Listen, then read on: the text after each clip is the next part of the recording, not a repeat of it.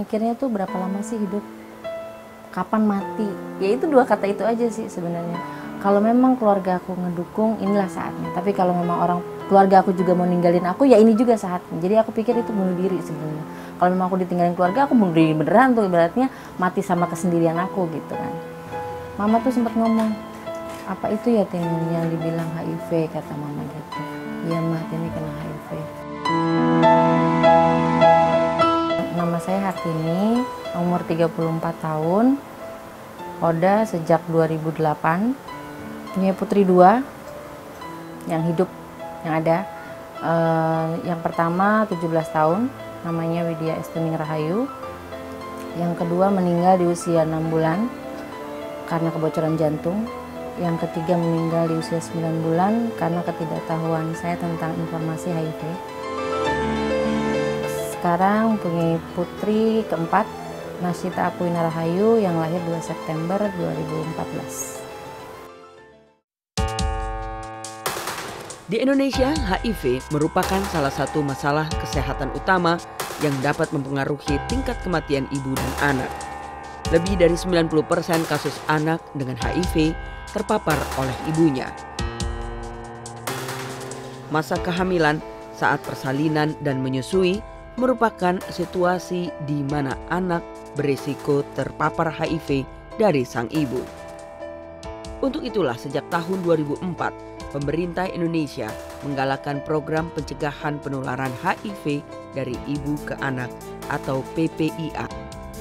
PPIA bertujuan untuk mengendalikan penularan HIV melalui upaya pencegahan penularan dari ibu ke anak, meningkatkan kualitas hidup ibu dan anak yang terinfeksi HIV, serta menurunkan tingkat kesakitan dan kematian akibat HIV.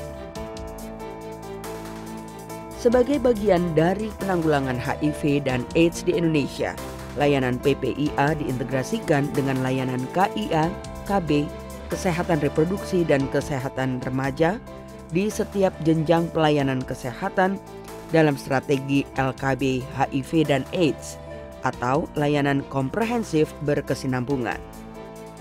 Setiap ibu dengan HIV itu boleh berkeluarga, boleh hamil. Tapi yang penting adalah dia harus mempersiapkan dulu kehamilannya. Dan tidak berarti seorang ibu atau wanita HIV itu end of story, no life. Enggak, dia masih bisa punya kehidupan. Pada prinsipnya setiap perempuan perlu merencanakan kehamilannya. Namun perencanaan kehamilan pada perempuan dengan HIV harus dilakukan dengan lebih hati-hati dan matang karena adanya risiko penularan HIV kepada bayinya. Bahkan Hartini sudah mulai mengkonsultasikan rencana berkeluarganya pada saat menjelang pernikahan. Sebenarnya juga dulu pertama kali saya tahu status, itu ya saya berpikirnya saya sudah positif, saya harus menikah dengan yang positif.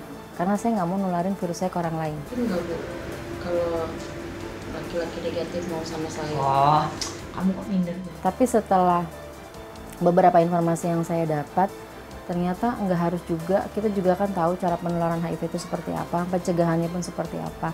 Kalau memang dengan sama-sama dengan pakai kondom pun kita masih bisa menikah dengan yang negatif, ya kalau memang pasangannya menerima kita yang positif ya tidak masalah.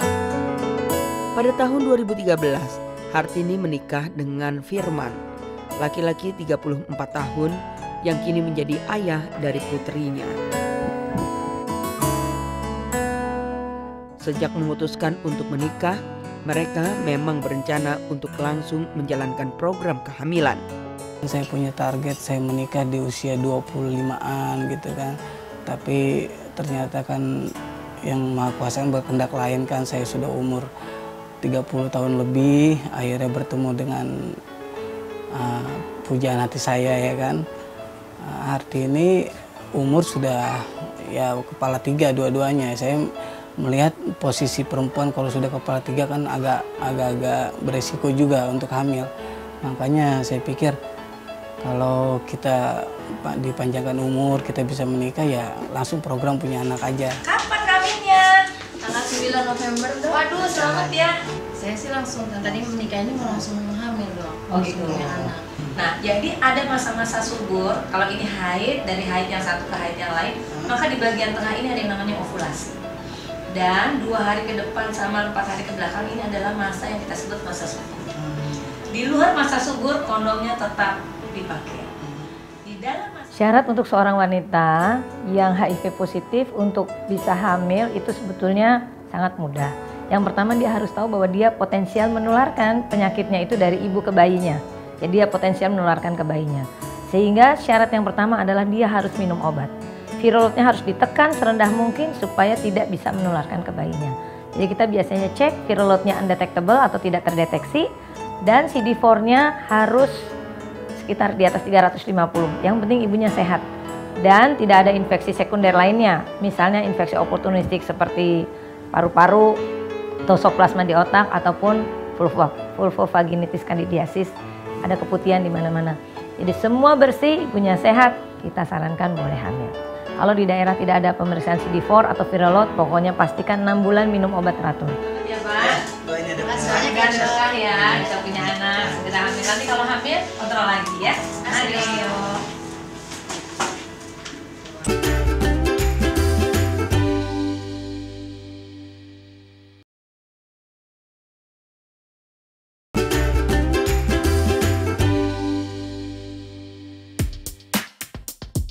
Sejak tahun 2012, tes HIV menjadi salah satu tes yang wajib ditawarkan kepada semua ibu hamil di fasilitas pelayanan kesehatan saat pelayanan antenatal. Tes ini juga dibarengi dengan tes HB, gula darah, protein, golongan darah, dan lain-lainnya. Gimana hari ini? Iya dong, saya udah hamil. Aduh, puji Tuhan banget. Jadi nomor 1 dari PPIA, dari seluruh program PPIA yang terpenting adalah 1, semua ibu hamil itu harus diperiksa dulu HIV-nya. Kalau perempuan itu ketahuan dia HIV-nya positif dan dia diterapi, anaknya nggak kena, minimal 6 bulan terapi. Jadi walaupun CD4-nya 700, semua ibu hamil yang ternyata HIV-nya positif, walaupun CD4-nya 700, kita tetap kasih dia obat. Tujuan utamanya adalah mencegah jangan sampai virus itu masuk lewat plasenta ke bayi. Obat ARV-nya kamu harus tetap minum ya? Iya. Apa obatnya sekarang? Sekarang tenofovir, hiviral, dan neviral, dok. Tenofovir, hiviral, dan Neviral. Oke, kita periksa dulu. Merajuk pada pedoman mutakhir, semua ibu hamil dengan HIV wajib diberi terapi ARV tanpa harus memeriksakan jumlah CD4 dan viral load terlebih dulu. Karena kehamilan itu sendiri merupakan indikasi pemberian ARV yang dilanjutkan seumur hidup. Biaya obat ARV dan tes HIV yang dilakukan di fasilitas kesehatan milik pemerintah seperti puskesmas dan RSUD ditanggung oleh negara. Jadi ini kan udah pasti positif hamil ya. Habis ini yang harus dipikirkan adalah nanti rencana persalinannya gimana. Kalau saya sih memutuskan hamil memang pengen melahirkan normal, dok. Anak pertama normal kan? Sejak awal kehamilannya, Hartini memang sudah memutuskan untuk melahirkan secara normal atau persalinan pervaginal. Kalau normal, karena memang aku melahirkan 3-3-nya normal. Nah, begitu jadi ODA, teman-teman yang memang memutuskan sesar dan dia pernah melahirkan normal sebelumnya, itu pernah bilang gitu, Bu, nanti kalau misalnya melahirkan enakan normal, jangan sesar, sakit tahu. 3 hari gue belum bisa ngapa-ngapain, beda banget sama gue melahirkan normal, kata dia gitu. Jadi aku pikir, kalau aku hamil nanti, aku pengen melahirkan normal. Dulu semua ibu dengan HIV harus melahirkan dengan cara sesar atau seksio cesaria. Namun kini mereka dapat melahirkan secara pervaginam, asalkan sesuai dengan ketentuan yang ada. Jadi sebetulnya yang dihindari peraturan yang dulu dengan seksio cesaria adalah partusnya yang lama. Sehingga pada pasien yang HIV-nya positif dan sudah minum obat 6 bulan, kalau kita akan cenderung melihat persalinannya bakalan lama, pasti dokternya minta sesar. Tetapi kalau persalinannya bisa berlangsung dengan cepat, ya partus normal saja boleh. Aku tuh punya riwayat melahirkan 3-3-nya itu setelah pecah ketuban, kepala. Tanpa ada jeda waktu. Ada yang teman-temanku tuh katanya 2 jam. Jadi si anaknya udah kehabisan ini sampai katanya biru. Aku nggak pernah begitu. Pokoknya begitu ketuban, kepala nongol. Pada tanggal 2 September 2014, Hartini melahirkan bayi perempuan yang diberi nama Nashita Aquina Rahayu. Ia lahir dengan 4,5 kg dan panjang 48 cm. Hartini melahirkan lewat persalinan per vaginam di Puskesmas Sawah Besar. Jadi waktu pas aku ini dia nggak menolak, cuma menanyakan kembali, Mbak Hartini yakin mau melahirkan di puskesmas? Yakin, aku bilang. Kita belum punya peralatan lengkap loh. Aku tanya, loh selama ini menolong persalinan kalau nggak pakai peralatan lengkap gimana?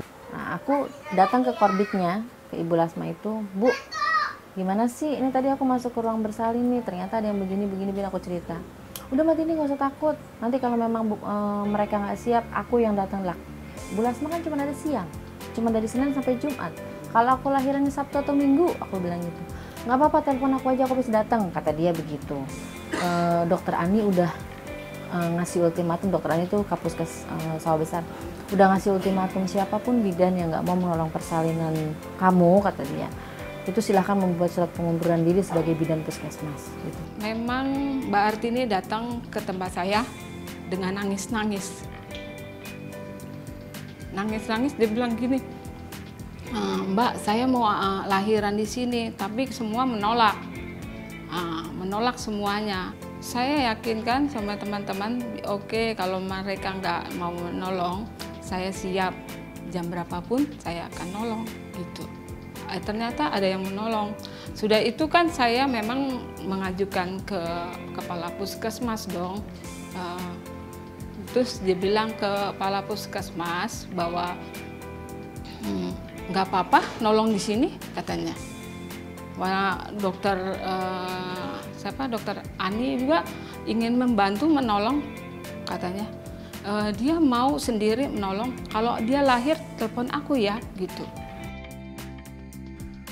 Puskesmas Sawah Besar hanyalah salah satu contoh fasilitas pelayanan kesehatan yang menjalankan program pencegahan penularan HIV dari ibu ke anak. Lewat tangan-tangan cekatan para tenaga medisnya, ibu dengan HIV dapat ditangani dengan cermat. Namun tak dapat dipungkiri bahwa diskriminasi terhadap orang dengan HIV/AIDS masih dirasakan di beberapa fasilitas kesehatan. Diskriminasi ini timbul antara lain karena banyaknya tenaga kesehatan yang belum paham dan tidak mendapat informasi yang lengkap dan benar mengenai HIV/AIDS. Padahal persalinan untuk ibu dengan HIV, baik per vaginam maupun seksio cesaria, dapat dilakukan di semua fasilitas kesehatan yang mampu tanpa memerlukan alat perlindungan diri khusus selama fasilitas itu melakukan prosedur kewaspadaan standar. Pada dasarnya semua tubuh itu adalah zat yang infeksius. Jadi kita harus hati-hati. Nolong orang yang bukan HIV saja kita harus hati-hati. Ya, artinya pakai sarung. Standar untuk menolong orang yang tidak HIV dengan yang HIV sama. Berlaku yang namanya prinsip universal precaution atau kewaspadaan standar. Jadi sebetulnya melahirkan pasien normal dengan pasien yang HIV positif sama aja, nggak perlu takut. Sekarang tata caranya sama dengan tata cara kita menangani pasien yang lain. Kalau bekas darahnya operasi orang HIV itu direndam juga dengan klorin, orang HIV juga direndam dengan klorin sama. Sebenarnya upayanya itu sudah dilakukan, tapi yang penting adalah membuat mereka yakin. Ya, pelatihan sudah, sosialisasi sudah, sekarang implementasinya. Nah, implementasi itu kan juga harus didukung oleh lingkungannya, kayak di rumah sakit, kan? Sistemnya, lingkungannya kan harus mendukung juga, ya. Bukan hanya dokter objinnya, sampai perawatnya, sampai bidannya, itu yang harusnya ditanamkan dan harusnya itu sudah bisa dilakukan semua teman-teman yang bertugas di fasilitas kesehatan, baik itu dia di puskesmas ataupun di rumah sakit. Dalam upaya menurunkan kematian ibu serta melahirkan generasi yang sehat dan berkualitas, pelayanan antenatal yang berkualitas merupakan bagian yang sangat penting. Informasi dan edukasi tentang pencegahan infeksi HIV/AIDS tak hanya sebatas pada pasien namun juga fasilitas dan tenaga kesehatan akan memberikan kontribusi yang sangat besar dalam mencapai tujuan itu.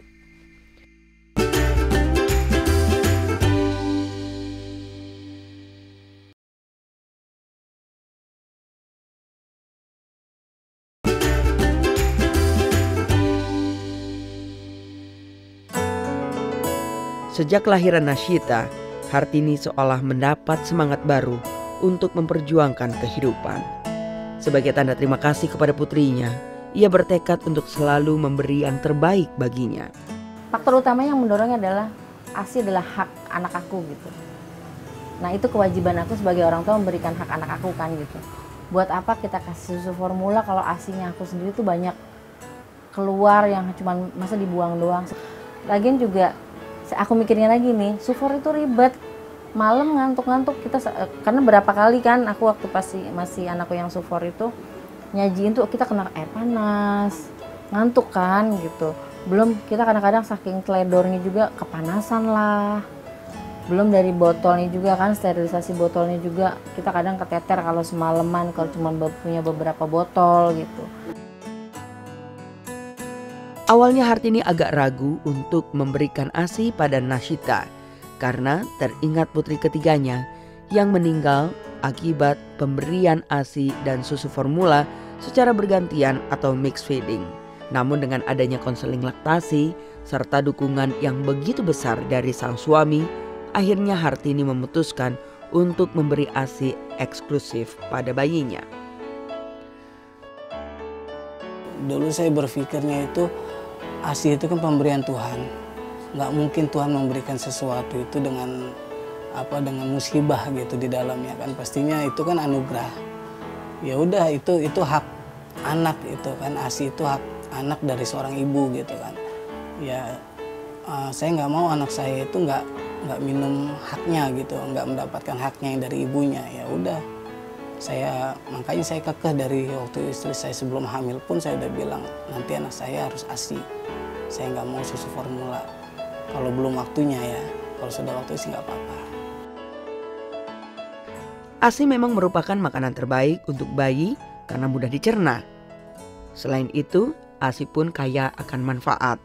Antara lain adalah untuk meningkatkan jumlah sel otak bayi sehingga berguna bagi kecerdasan dan pertumbuhannya. ASI juga mengandung zat kekebalan atau antibodi yang dapat melindungi bayi dari berbagai macam penyakit dan alergi. Pada dasarnya, yang terbaik bagi seorang anak manusia adalah susu ibunya, bukan susu sapi. Tetapi memang ibunya mengandung virus HIV, sehingga yang diperlukan adalah konseling bagaimana memberikan makanan pada bayi itu. Dan ASI itu pada pasien HIV bisa bagus banget kalau ibunya memberikan ASI eksklusif, tidak memberikan makanan tambahan yang lain yaitu mixed feeding. Kenapa sih makanan lain nggak boleh dikasih? Karena makanan yang lain itu ditengarai bisa menyebabkan luka-luka pada usus bayi. Sementara tadi ibunya sendiri mungkin ASInya mengandung virus. Jadi ada exit dari ASI ibunya, ada enter dari luka-luka di perut bayinya. Akibatnya terjadilah infeksi itu. Jadi kalau mau mulai masuk biskuit dan segala macam, silahkan aja. Tapi begitu makanan lain tambahan itu masuk, dia harus stop susu ibunya.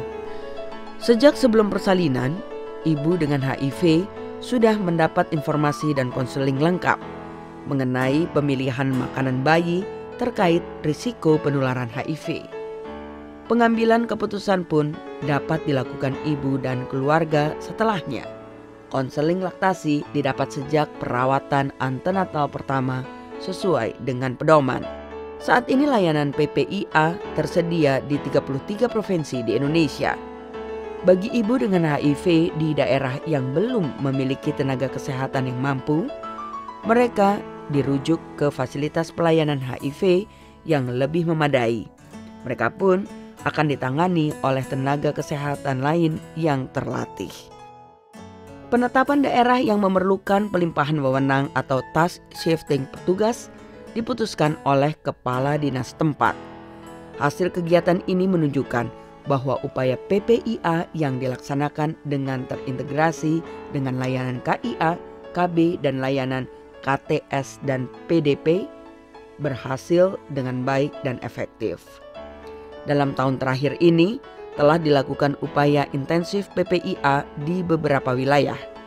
Hasil kegiatan ini menunjukkan bahwa upaya PPIA yang dilaksanakan dengan terintegrasi dengan layanan KIA, KB, dan layanan KTS dan PDP berhasil dengan baik dan efektif. Selain dianjurkan untuk mendapatkan ASI eksklusif selama minimal 6 bulan, semua bayi yang lahir dari ibu dengan HIV harus diberi Contrimmoxazole prophylaxis. Pemberian ARV itu dilakukan pada saat bayi menginjak usia 6 minggu, kemudian diteruskan hingga bayi dinyatakan HIV negatif. Meski Contrimmoxazole prophylaxis tidak menyembuhkan dan mengobati HIV, namun dapat mencegah infeksi yang umum terjadi pada bayi yang terpapar HIV. Kali ini Hartini dan suami datang ke fasilitas pelayanan kesehatan untuk pemeriksaan rutin putrinya. Ia bermaksud untuk mencari informasi yang lebih mendalam mengenai uji serologi dan vaksinasi bagi bayinya.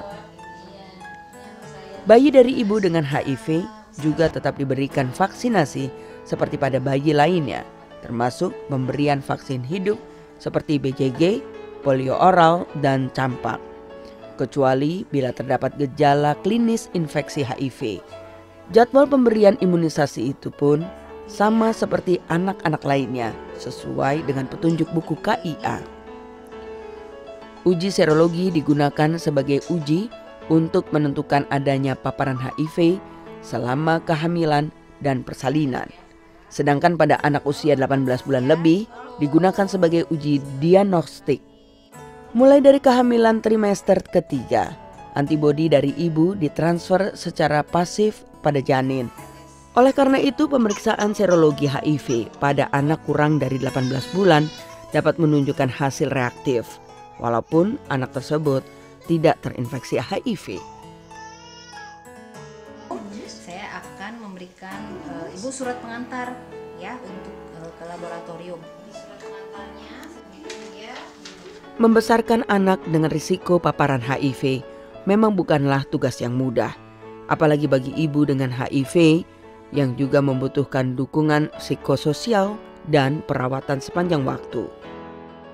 Namun dengan dukungan psikososial yang baik, ibu HIV akan lebih optimis dan bersemangat mengisi kehidupannya, termasuk membesarkan buah hatinya. Diharapkan ia akan bijaksana dengan selalu menjaga kesehatan diri dan anaknya, serta berperilaku sehat agar tidak terjadi penularan HIV dari dirinya ke orang lain.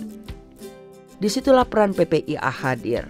Pengembangan strategi implementasi PPIA merupakan bagian dari tujuan utama penanggulangan HIV dan AIDS, yaitu untuk menurunkan kasus HIV serendah mungkin dengan menurunkan jumlah infeksi HIV baru, mengurangi stigma dan diskriminasi, serta menurunkan kematian akibat AIDS. Namun untuk PPIA bisa berjalan dengan baik, diperlukan dukungan dari seluruh masyarakat, baik dari kesadaran orang dengan HIV AIDS maupun lingkungan yang mendukung mereka.